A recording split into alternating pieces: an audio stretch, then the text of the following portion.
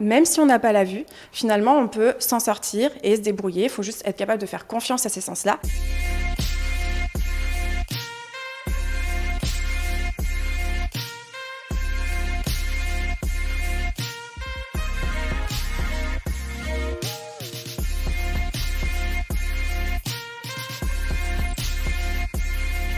Alors Sensas, c'est un parcours sensoriel qui va être basé en fait sur vos sens et votre objectif c'est de vous challenger justement sur vos sens. On monte sa team, on est minimum 4, maximum 15 et en équipe, il va falloir faire des ateliers qui sont chronométrés et on va vous demander d'utiliser chacun de vos sens à chaque fois. Ça touche tout le monde. Pour moi, je trouve que c'est quelque chose qui est universel où toutes les générations du coup peuvent se retrouver parce que finalement, il n'y a pas besoin de se sentir plus intelligent par exemple sur un escape game où on pourrait croire ça alors que c'est pas du tout le cas, mais on n'a pas tous la même réflexion, la même observation.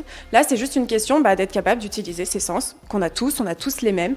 Il y en a qui vont être à l'aise avec le goût, alors qu'ils ne le seront pas du tout, par exemple, pour le toucher, et vice-versa. À Sensas, donc, quand on est défi dans certains ateliers, on prive un sens, donc c'est souvent la vue, parce qu'on est dans le noir. Et donc tout de suite, ça fait travailler l'imaginaire des joueurs.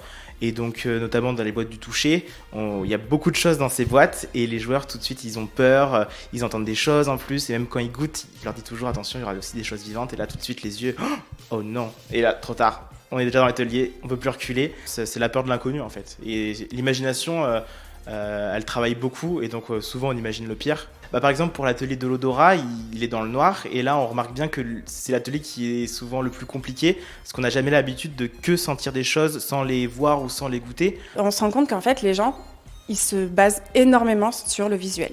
Et ils se font plus confiance sur juste le toucher ou juste le goût. Et c'est ça qu'on veut essayer de montrer, c'est que justement, même si on n'a pas la vue, finalement, on peut s'en sortir et se débrouiller. Il faut juste être capable de faire confiance à ces sens-là. On est en lien avec une association souvent qui œuvre pour des personnes en situation de handicap. En fait, on a 10 centimes par amulette qui est reversé et en tout, on a 14 amulettes qui sont cachées sur tout le parcours. Donc on peut quand même récupérer 1,40 € quand même pour l'association. Là, dernièrement, justement, on a refait une remise de chèque. On est monté à plus de 1 000 € sur une année. Je pense que c'est une manière aussi d'aider et de contribuer pour ces associations de manière plus concrète. Ce qui m'a le plus marqué, je dirais, ça va être toutes les épreuves au niveau du goût et du toucher. Parce qu'on a toujours eu un mot à dire sur ces épreuves quand on a pu les voir par exemple dans des jeux télé ou des choses comme ça.